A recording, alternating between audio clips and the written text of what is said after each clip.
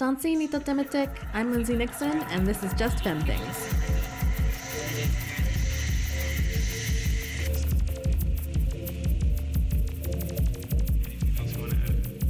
I love you. Can you say I'm not using that. It's See, I need you to know how embarrassing this is. Do not promote this.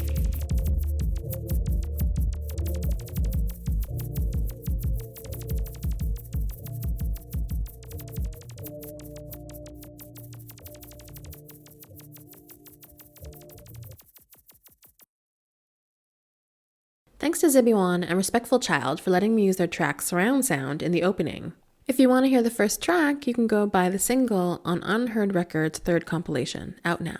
And thank you, listeners, for choosing my podcast to listen to while on your Thelma and Louise-style road trip, cleaning your menstrual cups, couponing, etc., etc.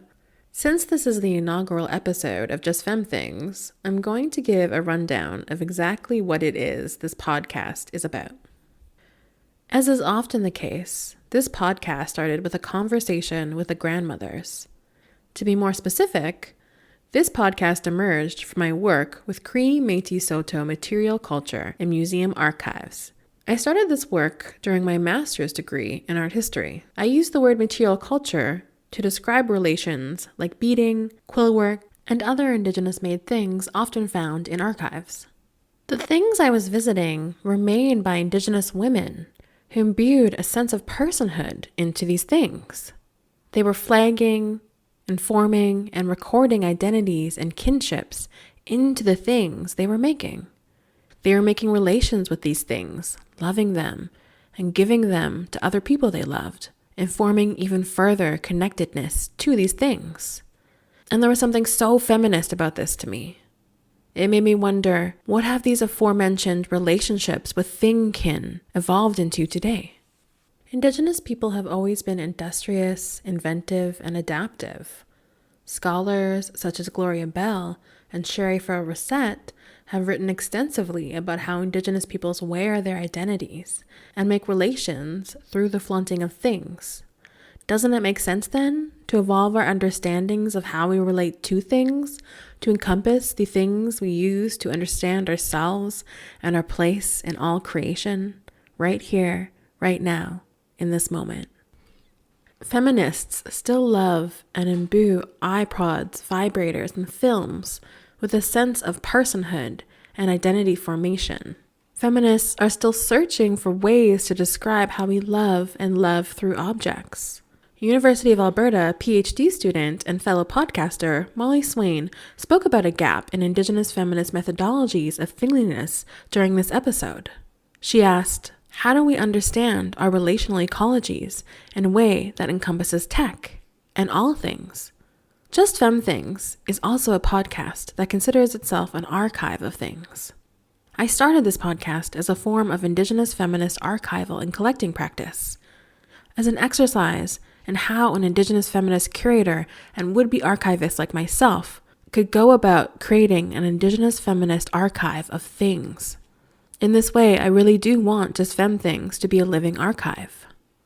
What makes a thing feminist, and the methodologies and methods of knowing that thing Indigenous? What does it mean to love things, to be kin to things, to make kin through things? What are feminist things? These are the questions I want to ask in Just Fem Things. Just Fem Things is a space for feminists to talk about the things they love, to obsess about the things they love, to have joy about the things they love, to laugh about the things they love, and to come about the things they love. And I felt there was no better place to start than with Nidasan of many years, Molly Swain. Nidasan is a kinship term in Plains Cree, which translates roughly to my cousin. But Molly Swain is so much more to me than just a cousin. They're a relation, a sibling, a confidant, a co-conspirator, and my friend of many years. Tanse, Molly Swain Nitzigasan, o de Pemsu Squeo Umania, o Tusquanik Nitotsen, currently living in Amisquatsi, Wisconsin, aka Yegminton. Loving my life. Happy to be here. Yay! Yeah. So I feel like not a lot of folks know this about us because they always ask how we know each other, but... What? I know. Dallas just was like, how do you know Molly Swain? And I was like, excuse me. Like, from before we were born. Like, we're in the fucking spirit world. We're fucking hanging out and causing trouble. Yeah. Molly and I met in Montreal like 5 years ago now? 6 years ago? But we knew each other before that off Tumblr. Oh my god, that's true. I always forget that. And I remember that because, like, I came up to you and I was like, that's Lindsay Nixon, aka not vanishing on Tumblr. Here we go. This is a moment in my life. And then we met and I was like, this is a friggin' moment. It was amazing. And it's been amazing ever since. I felt the same way. Like, you were such a Tumblr rock star and you were so cool and your discourse was so on. I feel like when I met... My retweets were so on. Or not my retweets, my reblogs. No way. You were so hip with the discourse. I remember I looked at your discourse as a thing that I wanted to aspire to. Oh my God, same. And now here we are. Here we are. Aspiring to each other's discourse. Started from the discourse, now we're here. Yeah. And like one of the first times we met, we actually founded a harm reduction collective together. One of the first times we met. Yeah. And I was so into it politically, but honestly, I mostly was just like, I need to spend more time with Lindsay. That's cool. I learned so much from you in that. Aww. Yeah, you were amazing. And also just like gained so much respect for you. Thank you. Through that work. That was a really beautiful project and I'm really proud of it. And it's evolved and past me, I'm not even a part of it anymore. It's still... I know, that is amazing to me. Yeah, you built something incredible. Oh my God, thank you. Yeah. When I asked Molly what she wanted to discuss, she immediately answered her iPod. This made sense to me.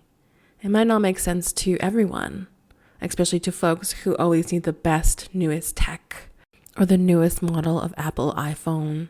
But it didn't surprise me as someone who had known Molly for years and known her to never, or at least seldom, be without this iPod. It's an object that I know her to love very dearly. And yet she was a bit sheepish at first to open up about her love of this iPod. So why don't we start with your iPod? Yeah, I brought my iPod. Mm-hmm. I have a lot of feelings about my iPod. It is, in case you're wondering, it is a black iPod Classic, 160 gigabytes. You apparently can't buy them anymore. No, they're they don't even make them anymore. That freaks me out a lot. I've had this one since 2011 when my old iPod, which was an 80 gig black iPod Classic, was stolen right out of my hand. That was the first and only time I've been mugged, actually. I didn't know what to do. I had a twisted ankle, so I couldn't run after the person. They were gone. I hope they got good use out of it. They probably sold it for money or something else, but that's fine. Whatever works for them. And I think one of my things about my iPod is it's actually my like number one accessibility device. And I've only come to that realization sort of like recently, like having ADHD and like being, depending on the day and my mood and my energy levels and my stress levels and all this, my capacity to intake like sensory stimuli varies really drastically. And so I find my iPod is something that really gets me through the day and lets me like focus enough to get places. Like sometimes if I'm really stressed and I don't have my iPod, it takes me like ages to get anywhere because I just get really distracted and I like to go on little adventures with myself and do all this stuff. But like with my iPod, it like keeps me in line a little bit and like I find it very comforting and very soothing and it's kind of like a good stim for myself. It wasn't until Molly attempted to describe to me the, quote, curse, end quote, a white girl had put on her iPod that she began to convey a deep relationship to her iPod, a friendship even, and the anxiety she felt at its impending death. This is the other thing. Up until that curse happened, I kind of just assumed that my iPod would be in my life forever. I wouldn't have to worry about it. But then, so this is all very embarrassing. So just warning about that. If you want to skip secondhand embarrassment, just skip this part. But basically, so I was doing the spin class, aka spin cult. It was like full of yuppies, full of white people, very expensive. Wait, it was called Spin Cult? I called it spin cult. Okay. Because it was like a cult I couldn't stop going. But it was like a spin class. And it was this whole thing. And one day, I used to have to wake up at 5 a.m. to go to spin cult. That's how much of a cult it was. So I went to spin cult. I walked in the door, I took out my headphones, I started wrapping them around my iPod, and the like maybe 20-year-old white girl, like skinny, like super fit, spin class white girl was like, oh my God, I love that retro iPod. That is so vintage. And I would look at it And I looked at her and I was like, what? It never occurred to me that this was a vintage iPod. Like, I may never ever see them anywhere else, but this, like, I see this thing every day. And she was like, yeah, that's so great, da da da. And I was like, yeah, ha ha ha. Instantly after that interaction, my iPod went on the fritz. It was on the fritz for a couple of months, and I was like, this could be it. This could be it for my iPod. And I was really stressed out, but then it fixed itself. So knock on wood, I don't have any more drama with this iPod for a while yet. Because I do worry about it. That's a lot of music on there, 15,000 songs. Like, I've started to think about what other options might be in the event that, God forbid, my iPod finally conks it. And nothing is going to, there's nothing else that's 100 gigs. It doesn't go on the internet at all. Any music I put on there stays on there. It's not something that, like, I need to be connected to Wi-Fi. It can't connect to Wi-Fi, which I appreciate. As long as I just, like, plug it in occasionally, it's good to go. And I think, it does everything I need it to and nothing I don't. I appreciate that you wind me up for this conversation. Oh. Listen and pour it on the mic. All the way to the top. Yeah, baby. That's how we do it in the prairies. It's really interesting because I feel like the past hour, like, I feel like I've been really vulnerable the past hour. But I've really just been talking about my iPod, which is interesting to me. Yeah. And I kind of want to think through, because I don't actually talk about my iPod ever. Or it's like, the fact that, like, I do consider it sort of an accessibility object, or sort of like what, like, I feel like I'm very self-deprecating about sort of my love of sensitive 90s guy rock and sort of the fact that, like, I am really into sort of like musical nostalgia and what that means and stuff like that. But I do appreciate that you sort of took that up in a really serious, analytical way. Yeah, I think people are often surprised. I feel like I think about it all the time because I'm a material culture scholar and an art historian, but I find that, like, for instance, my native studies friends are often very surprised when I breach objects with them, how intimate objects actually are to their being. Yeah, I definitely came into this being like, LOL, my iPod. And I came out of it being like, holy shit, one day I'm going to have a funeral for my iPod. Like, that's not... Are you going to give it, like, is it a Viking funeral where you, like, put it on a boat? And, like... Oh, God, I don't know. This is the other interesting thing, like, because an iPod doesn't, it decomposes eventually in thousands of years.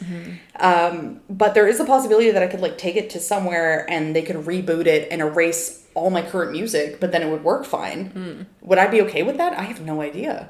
Oh my God, that also brings up so much, like, conversations about ambient technology and, like, would your iPod still be the same entity if you... Same the iPod. I don't know. I don't think I could do it, honestly. I think if they were like, we can save this iPod, but we have to delete all these songs and you can start over, I think I'd just be like, no. No. This iPod is what it is because of the 15,000 songs that are on there. What does it make you feel to think about the death of your iPod? Oh, God. I try really hard not to think about it. I get a lot of anxiety. I get a lot of anxiety, but, like, I'm like looking at it right now. I'm like touching it. It's done some good work for me. We've had a really long relationship. I haven't treated it the most delicately. I drop it a lot. Sometimes it flies out of my pocket for no reason. Maybe it's trying to escape. I have no idea. There's a few things like the pause play button doesn't necessarily do what I want it to all the time. Depending on my headphones, sometimes they'll get really loud and then really quiet. And I'm like, what's going on? It doesn't have the newest music that I'm, like, really into and that I listen to a lot of the time. It's a bit of, like, it's frozen in time and I'm moving forward. And it's gonna die, and one day I'm gonna die, and then we'll be together again. Just kidding. But no, I don't know. I think it stresses me out, but the interesting thing about technology is, I think for me, what exists out there right now, like, out of all of the different music playing technology right now, the iPod 160 gig iPod Classic is it for me. Like, this is the best I can get. Nothing else is going to do it for me the way that this one does. But that doesn't mean that, when this dies, I'm going to be doomed, right? So I think it's going to be about sort of if I can save that music, I'm going to try. If I can't, I've sort of gotten to the space, I'm 30 years old now, like I've been, say like I think the peak teen years are sort of like 14, 15. I've lived a whole nother life since then as a 30-year-old, right? Like, it's not the end of the world if I give it up. There's so much more amazing music out there. Probably it'd be good for me to listen to less Goo Goo Dolls and more not Goo Goo Dolls. But I don't know. I think as I get older, I'm like, and we were talking about this earlier, right? Suddenly there's a future. Suddenly you believe you're going to be alive and there's going to be a future and you're going to see what that future's like. Yeah, I feel like I say this all the time, but people don't get that for Native people. Some of us literally didn't think that we were going to have a future. So for us to be here, we're like, what now? Yeah, what are we going to do? Yeah, and that's sort of how I feel about my iPod, right? It's like, it's going to die. Ideally, I'm not going to die when it dies. Knock on wood. But what's going to be next? I don't know. And that's I think it's been a long-term and good relationship with my iPod, but it's certainly not my only or strongest relationship. So I think that's, I don't know. We'll see. I don't know sort of how you mourn this kind of technology, if that makes sense. There's no narrative for, I guess, navigating, how you relate to this kind of object. I mean, you just asked a question that Indigenous art historians have been thinking through for generations. How do you mourn objects? How do you mourn objects that were taken away from you forcibly, and how do you mourn objects that just need to die? Yeah, and that's I think the thing, right? Is like everything has a lifespan, and I'm getting a better sense of that now that I'm still going to be alive, right? Now that there is a future, and I'm ideally going to see it. But how do you pay that kind of respect, especially for something like like an iPod or like other types of sort of commodities? Because I think there's also a difference between sort of material objects that are sort of culturally and collectively imbued with a sense of being or a sense of power or a sense of spirit versus an iPod, which... I don't know, you have so this is kind of what, like, sneakily, not so sneakily, what I want to think through with this podcast is, as Native peoples who have this like sort of embodied memory to have relationship to object and things that we see as supposedly inanimate, and this just kind of shifts, or our attention shifts on as technology changes, as we come in contact with different objects. So I mean, you just described a vastly intimate relationship with this iPod. I don't know that I would say that a relationship to a piece of beading could supersede what you just described to me, because it's the exact same sort of feelings. Yeah, no, and I think I agree with you on that. I think that there are no collective narratives around that, though. And that's actually what I find really interesting, is like, how do we collectively and culturally understand how we do that mourning process, or how we pay respect to that object that was in our lives. That's, not something our ancestors could have ever envisioned, right? But that's here, and that's, I think, doing that kind of similar. I think, if I was raised on a lot of fiddle music growing up, I think I'd have a lot of fiddle music on my iPod, and I would feel that way, but it would almost be sort of more culturally, I would be more able to culturally articulate it, I guess, right?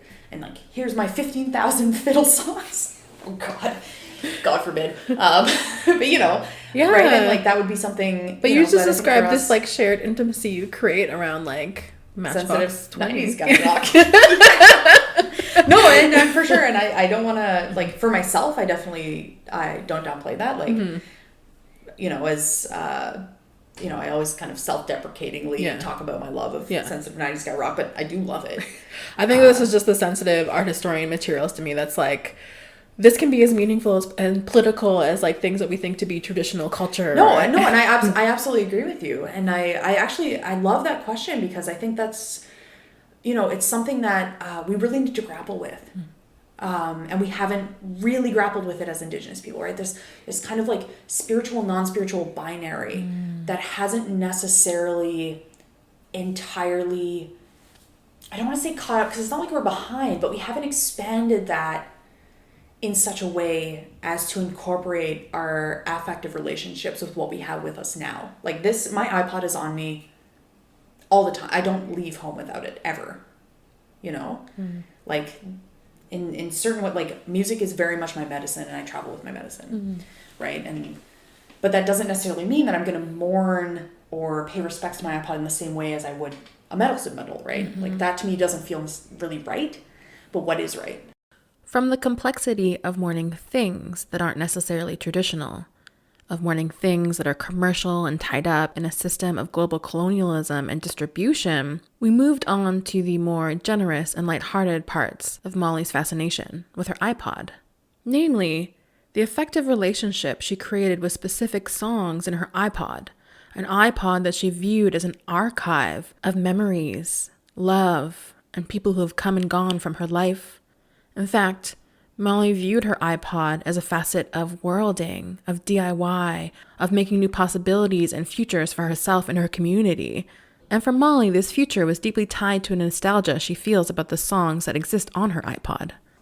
And is there some aspect of your personality that draws you to a more vintage type object? I mean, it feels very apparent to me, knowing you as a friend, that you seem to like have a taste for your 90s guy rock and your 90s guy aesthetic. Like, Are you talking about my plaid right now? Are you talking about my plaid and tank top right now? Very grunge, very grunge. Oh my god. Well, when you put it that way. But yeah, no, I mean, I honestly hadn't even I think like my thing is when I find something I like, I hang on to it. I don't really realize that it's not cool anymore. And I'm sure you could think of other examples of that happening. I get kind of clue when I find something and it works for me and I like it, I just keep it forever until it disintegrates. I think this for me, the big thing about it is it holds so much music. It's 160 gigs. It's everything I could ever want. It's sort of like a curation or an archive of my music over the past 8 years. And that's one of the things that I really love about it. You're totally right. I love sensitive 90s guy rock. I love that nostalgia. I love that my iPod is sort of like a portal into that for me. When I'm feeling stressed or when I'm, feeling away, it's something that I find, I guess comforting or at least stable. I think one of the things, like when I stim, that I like is sort of that, it doesn't surprise me.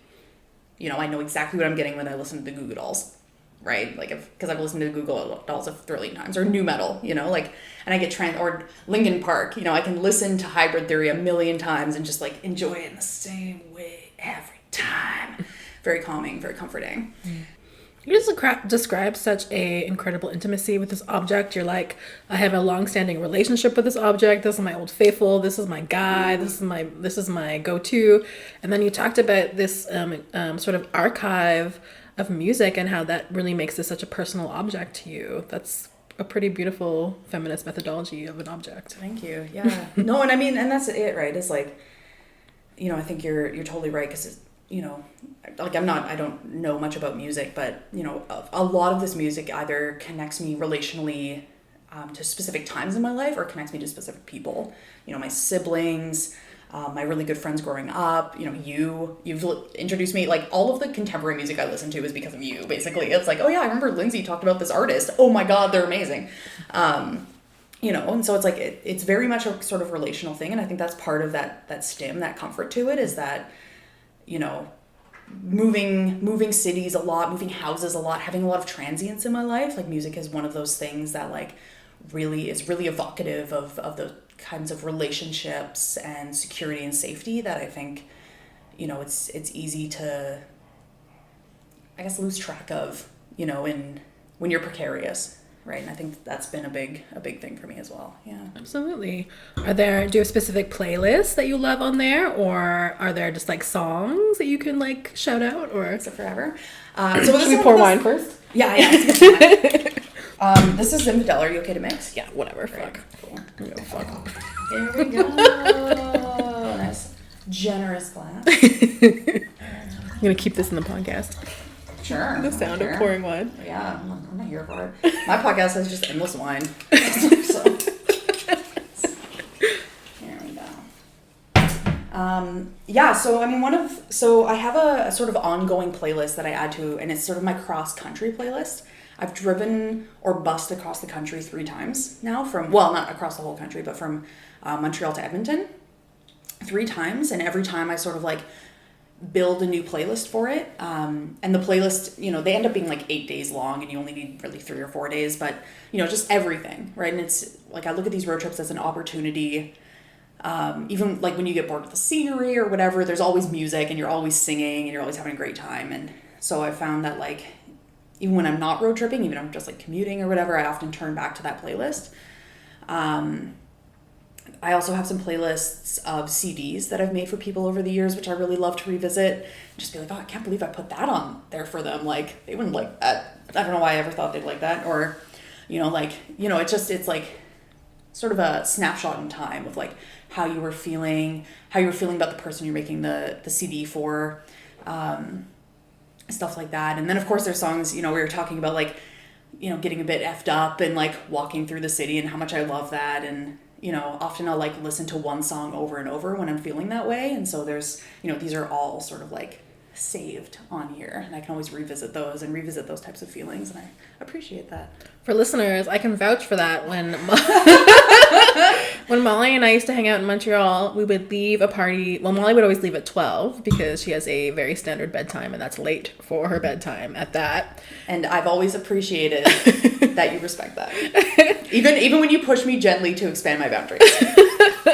And Molly would walk from like the north end of Montreal all the way through downtown back into the southwest, where she devoutly lived the day that she left Montreal. Yeah.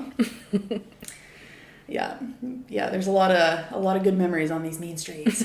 I was actually walking here and I was listening sort of I've always listened semi-ironically to the song Take Me to the Riot by Stars, mm-hmm. right? Like coming here, and like Stars obviously isn't talking about an actual riot, but having been experience actual riots here, I love listening to the song like Take Me to the Riot by Stars, the like Cute Feelings band, and just like walking through the city, and they're a Montreal band, and yeah, so I was doing that on the way here, and I was like, this is a good time. I love it.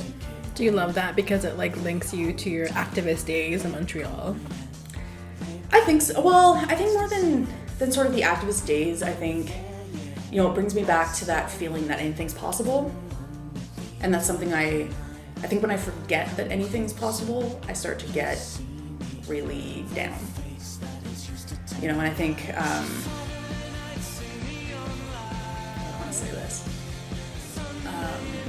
I think that it's been really important for me since moving, and, since sort of the heyday of constant crisis, and, with constant crisis comes like infinite possibility, right?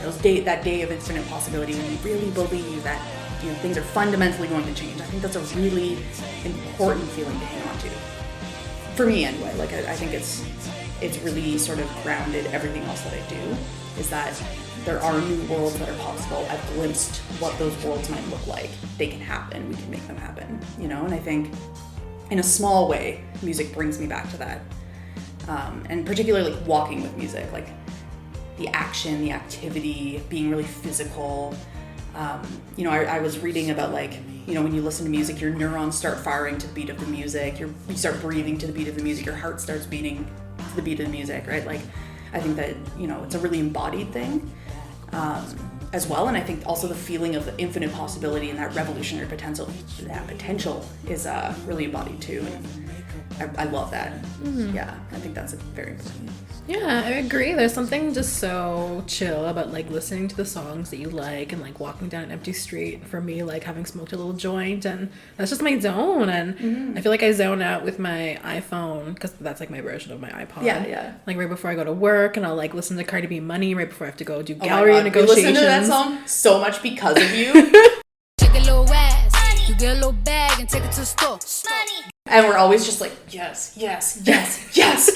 And I feel like we're always like almost like invoking you. Oh my God. When we listen to that song. That is such an honor. Like you were such like a hustle icon, I feel.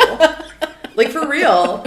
I was always just like, do I really need to do this? And I'm like, would Lindsay do it? Yes. It's time.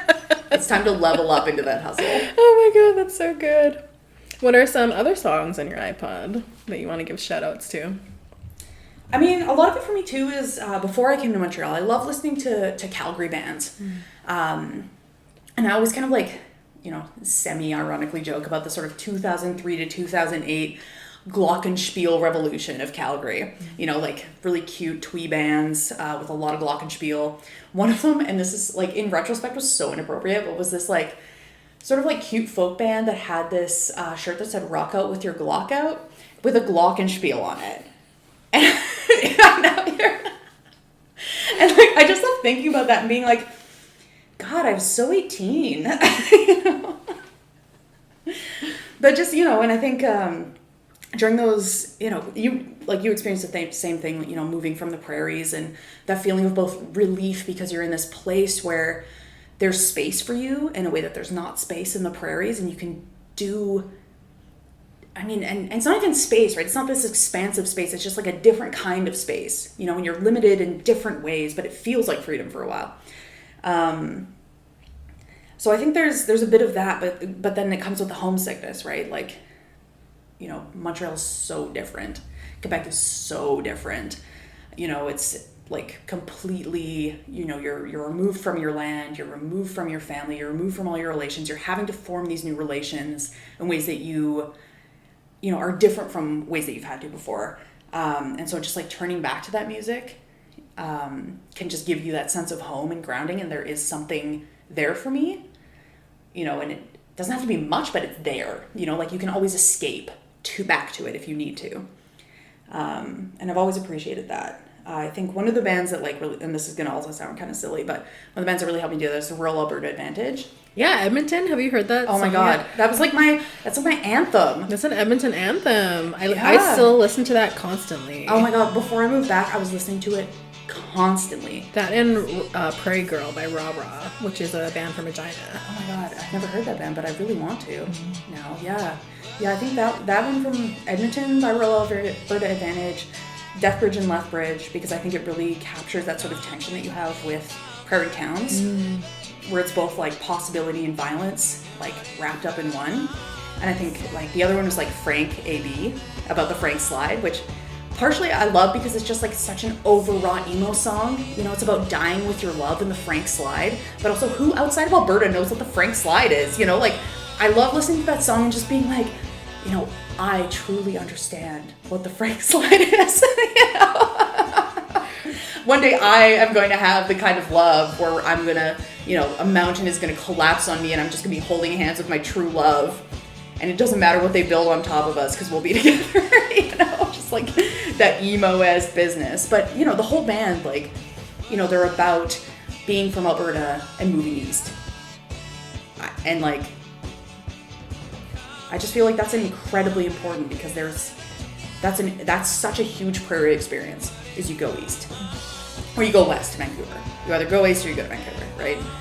And I feel like that band really captured that, especially their first album in particular, you know?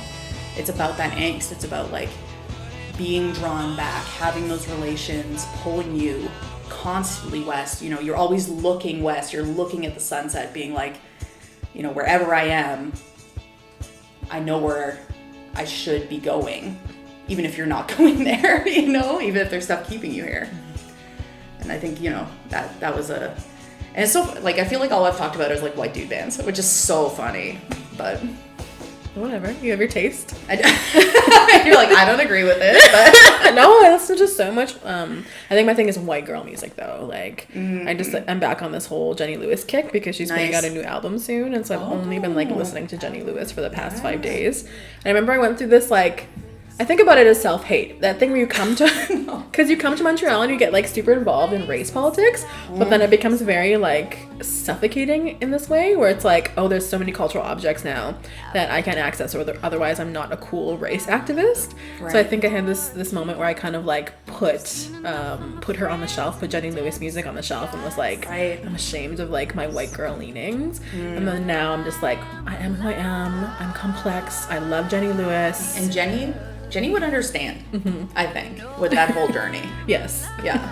And no, but I think that's really real too, right? Is like, I think especially in Montreal, like Montreal has such weird race dynamics, right? Because it's like Indigenous people are so present and so invisible at the same time, right? And like I remember coming from Alberta and that being such a culture shock, where again, it feels like this, you suddenly have space until you realize you have no space, right? Where you're like, you know, I felt like coming to Montreal, I was finally like really free to explore my indigeneity in a way that was more, or like, I should say less violent than it was when I was in Alberta. But it wasn't. It was just violent in different ways that I wasn't familiar with. And you learn those. And you're like trying to figure it out. And you're like, you know, what do? Do you become like, you know, the most Indigenous? You're carrying a warrior flag around with you every day. You're like, you know, like the full ridiculous, like you're just in AIM gear every second of your life, like being that rah-rah person that, you know, and like, no, like that's not to diss those rah-rah people at all, but like, it's a lot of work. It's a lot of work, and you find yourself being tokenized and you don't realize it until after the fact, right? And you look back and you're like, what the hell just happened? Yeah. You know, like with your friends do it because they don't know what the hell they're doing, you know? Like, they don't mean to tokenize you, you don't mean to be tokenized, you're both looking at each other like, what have we done? You know, like, you have those kinds of moments here, right? And that doesn't happen, I think, where we're from, because that's just not how race works. That's not how indigeneity works. That's not how settler Indigenous relations work, right? It's a very different system. It's funny to think about the iPod as like this manifestation of most truest, honest self, and how there's this image we project about the music that we might listen to in our early 20s when we're wanting to be rad, like have rad politics, and then what is actually on our iPod might be different than that. Totally. Like right? Like I have a ton of Tribe Called Red on my iPod. Do I listen to a lot of Tribe Called Red? No. Did I download a Tribe Called Red because I was like excited about them and like thought it would be like a rad thing to listen to in front of white people? Like, yeah, maybe. I remember when we did Acid together. We'll discuss whether or not we can put this in podcast later. As long as my mom never finds out. But we were like, let's be good natives and put on a Tribe Called Red. And I remember turning to look at you and you just looked so scared. I was like, this is too much. And I was like, should we put something else on? And you were like, yeah. And then I put on Fiona Apple and I was like, this is just the right vibe. Yeah, this is what we need. Yeah. No, I remember that moment too. And it was like, it was so good, right? Because I feel like we do that to each other too, right? It's like, we meet each other, we form these relationships, but there's also this like, we have to be politically this way, or we have to be like Indigenous in this specific way when we're still figuring out who each other are. You know, like, you're a rad native, I've got to be a rad native too, so that we can be rad natives on this level together.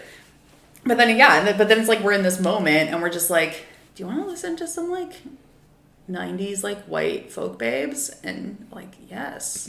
Yes, always. I do. Like, I feel like we have opposite 90s taste. You're like the 90s bros and I got all the 90s femmes. I actually think about that sometimes. I'm like, am I like is my like love of like Matchbox 20 making me like, how bro-y am I? I mean, I don't even remember, but this is it, right? It's like being a kid in the 90s. Like, how many bros listen to Matchbox 20? I have no idea. Yeah. Honestly. It's just so endearing. I don't know. I feel like for anyone else, I'd be like, why the fuck are you listening to so much Matchbox 20? But there's just something about the way that you do it. And you have these intimate relationships with these songs, you know, all the lyrics, you learn them on guitar. So whenever Molly has a couple beers at a barbecue, she like whips out her guitar and like has like the same 20 songs. Sing-alongs. Those are my, so I have more than 20. But okay. I mean, I don't want to sound offensive. I do have more than 20 songs, but I do pick the songs that I'm like, people know this song, and it's always like Matchbox 20, Eagle Eye Cherry, the occasional Natalie Imbruglia, you know? And it's like, yeah, I always forget Natalie Imbruglia. You got a 90s girl. Yeah, I got a few. But part of the thing too, I think, is my vocal range tends towards the lower end of the spectrum, or at least that I'm comfortable singing. And a lot of those, especially those like 90s folk and folk rock women, have beautiful voices. And I'm just not. I can't try to match them. They're too amazing. Yeah. Like getting into Tori Amos, I was like, this is so incredible. I could never. It's a lot. There was a moment where I just got into the whole Tori Amos catalog, and I think it's like one of those lesbian things that you just need to go through. A phase. Just Just get all the way to the end and then you never really look back. Just don't look back. Yeah, and maybe that's the thing is like maybe, you know, like I feel like I'm constantly looking, maybe more than healthy even, like this nostalgia. I'm always looking back onto these like sensitive 90s guy rock bands. But yeah, no, I kind of agree. Like I go through these intense phases with like sensitive 90s folk and rock girls. And I'm like, this is beautiful and incredible. And they're saying such important things. But I'm going to turn back to Savage Garden where they're just talking about some bullshit. But I'm going to feel it here, even though I know it's bullshit. And I know there's incredible, poignant, profound music over here. You know? What is that? I don't know. How do you negotiate wanting to live in this nostalgic space that gives you comfort, and then thinking about this idea of the Indigenous future that is so trending? You know, I think actually what it comes down to, when I think about it, is it's an affective space, right? It's the affect, and I think, you know, what we're facing now, and I've seen this a few places, right? Is this idea that anxiety is sort of the overarching emotion of our time. It's the overarching state of our time. It's anxiety. It's precarity. You know, fear and defensiveness, and the things that fear and defensiveness cause in people, and not just Indigenous people, in all people. And also the ways in which Indigenous people in particular have been living in fear and anxiety for so long.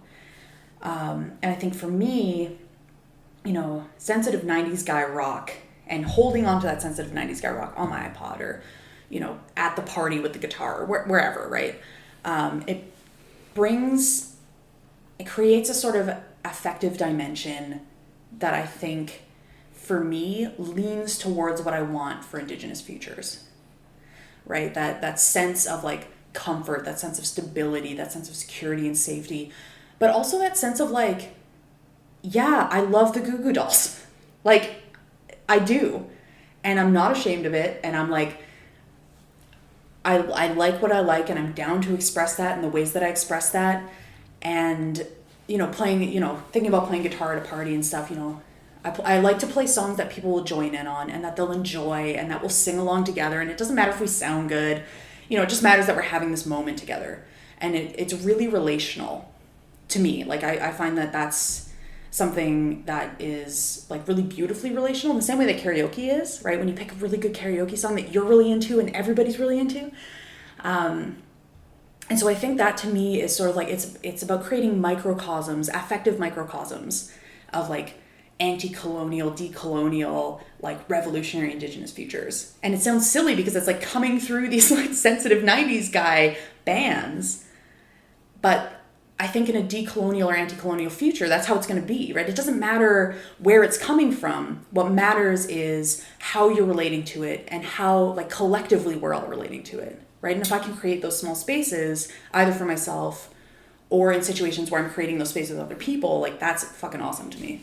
Yeah, and there is some sort of practical aspect to the songs that you do sing-alongs with, because we've heard them so many times as youth that they're naturalized within us, and so everyone sings along. It's so true. There's just such a good vibe to your like guitar parties. Yeah, and I mean, yeah, there are definitely songs that I do sort of like just for myself, and they have different sorts of meanings for me. But I think the happiest that I am is when I pick a song, and I'm playing a song.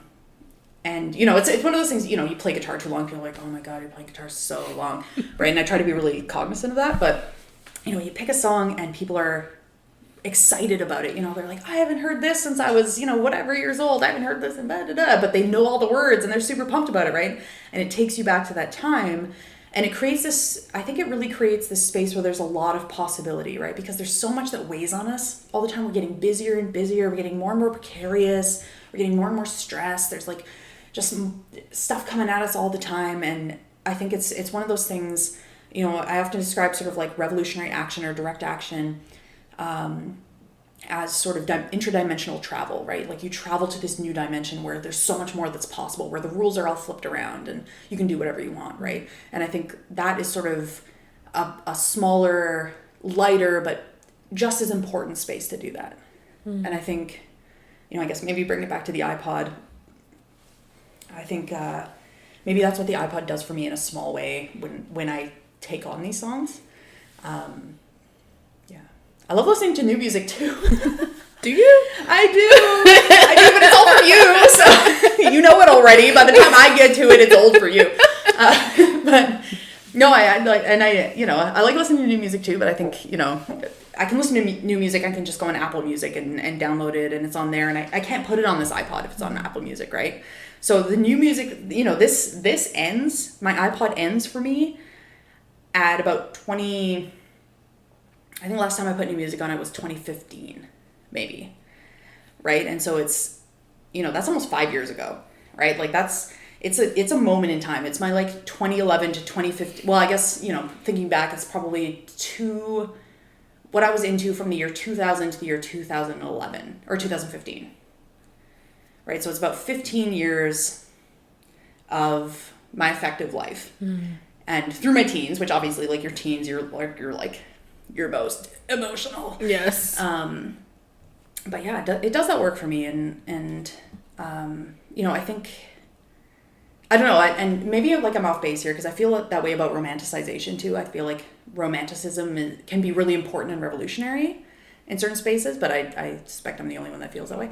But I think nostalgia can be really revolutionary as well, right? It's not about going back and recreating the time that you're in, right? Especially as Indigenous people, the time that we were in our lives is never a better time. Like the better times are ahead. It's about feeling that relief. It's about feeling that liberation that comes when you're 14 and you hear that song that's for you, that song that gets you for the first time, and suddenly you can do anything because that's tapped into that part of yourself. And it's about taking that as an adult, or, maybe you've heard that song a year ago, but it's about taking that back up, that effectively, and putting it into the future and building that with people. I think that's what makes me super excited about it. From our conversation about the nostalgic and futurist aspects of her iPod, Molly wanted to draw out one last line of thought about the transference of thing love onto contemporary objects, an effective space that she was still negotiating her own relationship to. The concept of identity, I think particularly when it comes to Indigenous people, and particularly when it comes to Indigenous people on the prairies, is such a thing right now. Mm-hmm. And I don't know if it necessarily needs to be. I think it's just shifting, and I think something you said really stuck with me about thinking about the past. And we talk about conservatives in this way that they look to the past and they think it's this idealized time. But when you said that, I was like, damn, Native people do that too. They look to the past and think it was this beautiful, ideal time. And like our elders knew so much more than we'll ever know, like which is true. It's 100% true. But we forget that we know so much more and so many different things than our elders ever knew, right? It really is a reciprocal relationship, right? And if we stop thinking about ourselves as, deficient from our elders, what does that do for us? I think that's an important consideration. Yeah. How do sorry, we... I didn't mean to interrupt you. No, I agree. I'm just like, how do we evolve these ideas around like demarcating or flagging identity through flossiness, like how Sherry Farrell-Wissett talks about it. Sorry, could you explain that? So flossiness, so I wrote this paper recently about beaded earrings and Indigenous feminist selfies, which has been in edits forever. Can I read that? Yes, of course. But I've been thinking about how natives are flossy. So I've kind of used, so flossy is this way you talk about just adornment. So when native peoples get a little cash, they'll drop it on beaded earrings, for instance, that just are bling as fuck and shine for days. So critiqued right now. Not critiqued. I think natives are flossy, and that's a beautiful thing. Okay, yeah, you're right. Yeah, I don't feel bad about it. And I'm like, well, what does it mean to be flossy and then have shifting attitudes about the objects that are meaningful to us? And particularly for folks like yourself who are like more tomboyish and who like, aren't going to wear earrings every single day. Like, what are the objects that you love? And when I wear earrings, I describe myself as a garbage bag in couture earrings. Like, I love my couture earrings, but like the rest of me literally looks like a garbage bag today. So never. Oh my god. Never.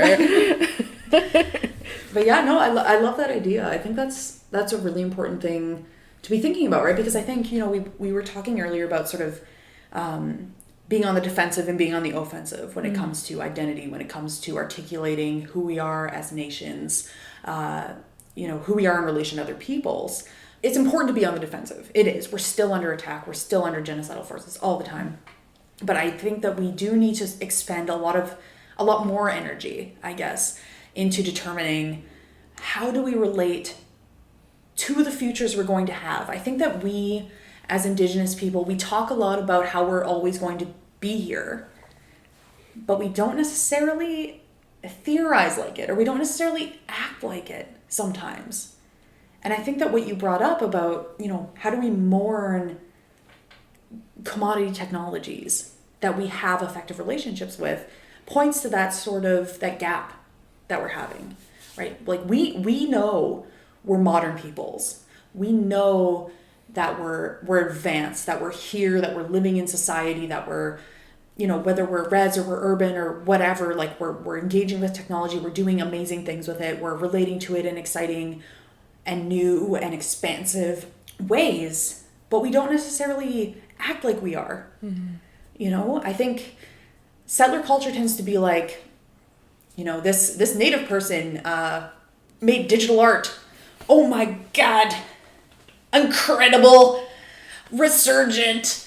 Oh Lord, stop! Oh my God, but I think that we take up that kind of thing as well, rather than seeing it as a natural extension of who we are as people. Right? We're dynamic, we're adaptive. That's how we've survived. And that's kind of what I hate about the Indigenous futurisms conversation in art, is that it's like, look, Native people doing new media. It's like, yeah, we're the newest fucking media. And Indigenous people have always been technologically savvy and adaptive, like ever since the first freaking pony bead came to Turtle Island. So absolutely. I don't know why people are surprised that Indigenous peoples are technologically advanced. Yeah, we took settler shit and we've upcycled it always. That's what we do, right? And I think that we need to also take that up in a real way. We need to also, how do we bring the types of ceremonies, and I hesitate about spirituality because I don't really believe in the spiritual non-spiritual binary in that way, but like how do we bring that sort of respect and ritualism and sort of relational ecologies? How do we understand our relational ecologies in a way that encompasses technology, tech, the sort of everyday commodities that we take up, right? Because I think it's really, and that's part of the reason I brought my iPod, right? Because it's so innocuous, it's like old, it's retro and vintage, according to Evil Becky. So yeah, how do we bring that in, right? How do we bring that into our family? How do we bring that into our lives in such a way that respects the work that it does? And I think that's especially important because this is a machine of violence as well, right? And I think that's easy to forget, that the elements that make this up, the technology that makes this up, the circuitry, the minerals that go into it come from Euro-American, Canadian, global imperialism that harms people, right? So the love that I feel towards this and the comfort and stability and whatnot that it gives me comes at the expense of other people, right? And how do we reckon with that as well? How do we understand our relationships through commodities in such a way as respects the violence that people experience to bring them to us? And how do we resist that sort of imperialist capitalism? Right? I think that's another, and maybe that's like a totally different conversation. Yeah. Wow, that's so amazing. I've never thought about that. Yeah, how do we be in relation through global capitalism? Recognizing that global capitalism is violence and that we're in violent relation to other peoples, right?